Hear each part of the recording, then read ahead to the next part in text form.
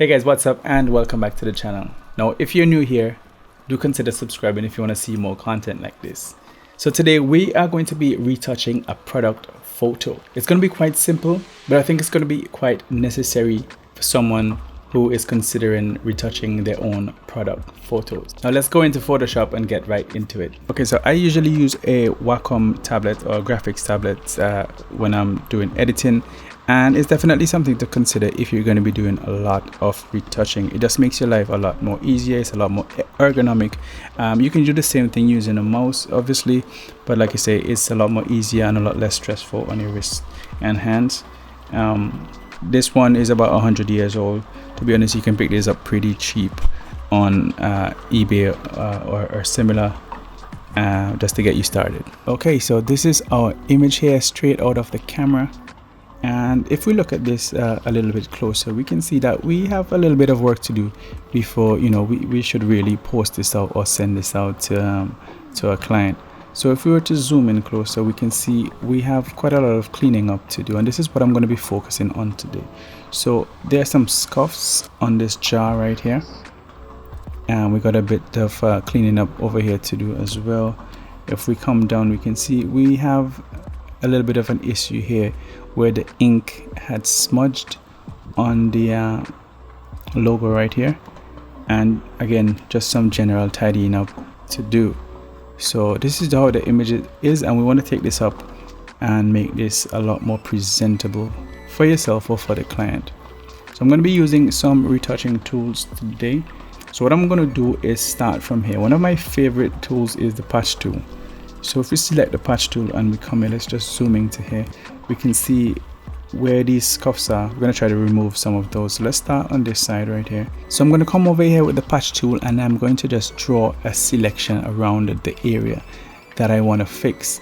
So with that selected, all I'm going to do is drag this across. Now I'm dragging this across to an area that is quite similar in texture, quite similar in lighting as well, and that's going to make the transition or the resolution process a lot easier. So if we were to release that here, we can see we've just gotten rid of that little scuff mark right here. Let's bring this across here, and we're going to do the same. Now what you also have to be mindful of is that you don't take too much of a big chunk at any one time, or or too much of a big bite. So if we were to select this whole thing and just try to fix that in a one, it probably won't look as good as if we were to take our time and just go for a small selection, and maybe just this part of it, and we're going to drag this across here, and we're going to take this selection and so forth. So we can see that's tidying up really nicely. Let's try another tool from here, the spot healing brush for example, and this, you're not really sampling. What it does it automatically. So if we have a mark here, we're just going to apply an appropriate sized brush for this one. So something that is slightly bigger. Again, we're trying to make it easy on the software so you can calculate what it is that it needs to do. So we're just going to draw across that, and that's gone. It's another one here, we draw across that and it's gone. And this is quite quick, especially if you're using the tablet with the pen. All you're doing is one brush stroke there and you're gone. One brush stroke and you're good to go. So let's just come over here and just clean up some of this, and you're going to go around the image and just see if there's anything that needs touching up or retouching. So let's come down here again. We can just use the spot healing brush to get rid of most of these blemishes on the product right here. Okay, so let's come in a little bit closer, and we can see we have a more of a tricky situation in here with the E on this logo right here. For some reason the ink got smudged, and this is pretty much all over the place. So we have to try to bring that back to some sort of former glory. So again, what I'm going to start with here, and there is no right or wrong way, or you can just figure out what might be the best solution to use and go ahead for that. But I'll show you a few different options what we can use here. So I'm going for the patch tool again here, select the area that I want to remove or fix, and I'm dragging it to an area that looks decent or looks good, and we can see we've gotten rid of most of that, and the texture has remained. And that's quite important at this point, to retain the texture in the area that you're moving it to. I'm going to show you an alternative method of cleaning this up, and that is by using the brush tool. So what I'm going to do is essentially take a color or sample a color, which you do by holding down Option and making a selection. So I'm going to select a color from here.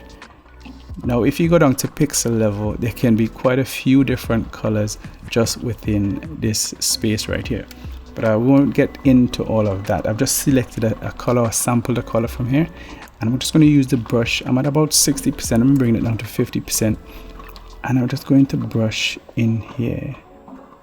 So essentially I've got a paintbrush with a color on it, and I'm just painting it here. Now the disadvantage about doing this is that it does not retain your texture, so you have to use it sparingly, and you have to kind of know where and when to use this. It does not retain texture. It just takes one color and it paints it over whatever it is that you're painting it over.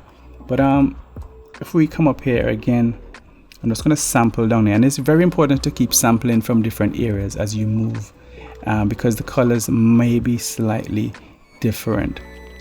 So I'm just trying to, what I'm going to do as well is increase the hardness on this brush so that the edges are a bit harder, so that way we can have an edge on what it is that what we're painting in here. And we're just trying to reform this as much as we can. I'm going to sample down here.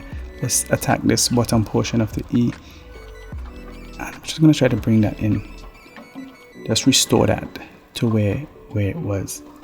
So we've kind of gotten rid of the smudge areas, but what we want to do is kind of bring back this dark ink. So this grayish ink, I'm going to sample again using the brush tool, this grayish ink, and I'm just going to paint back in this area right here.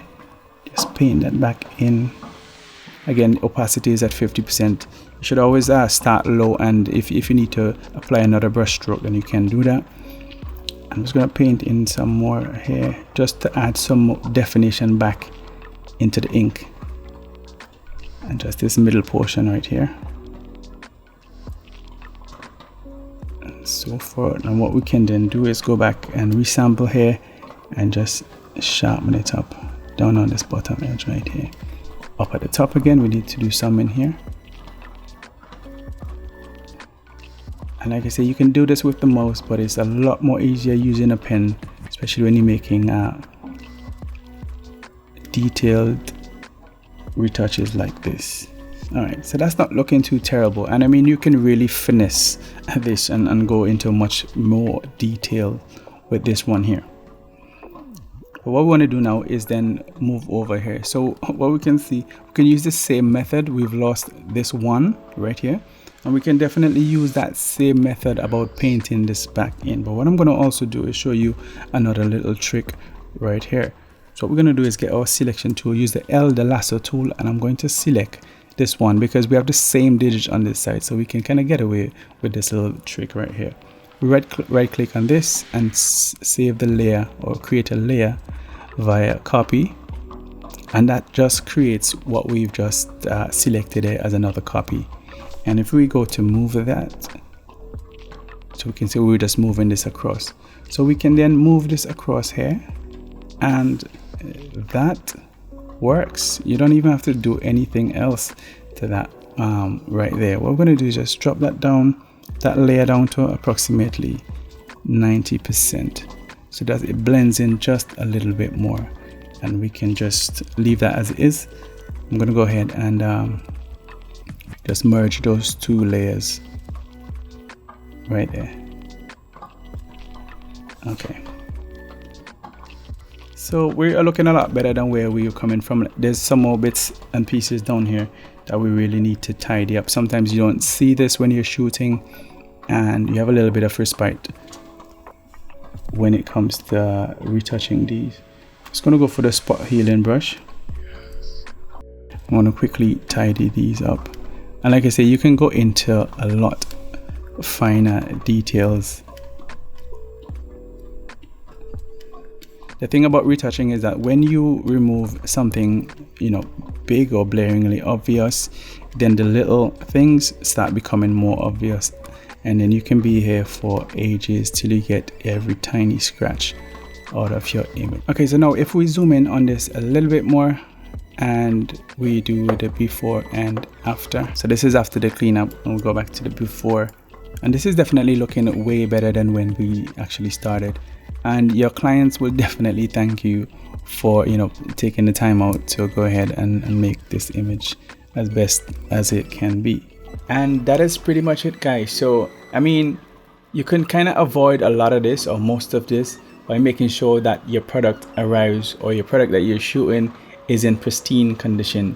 You know, sometimes these things happen beyond your control, and that is what you have to work with. So let's say that is what you have to work with, then that is a way out of it. But that is it for today's video. Thank you for joining me on this one. I'll catch you on the next one. Peace.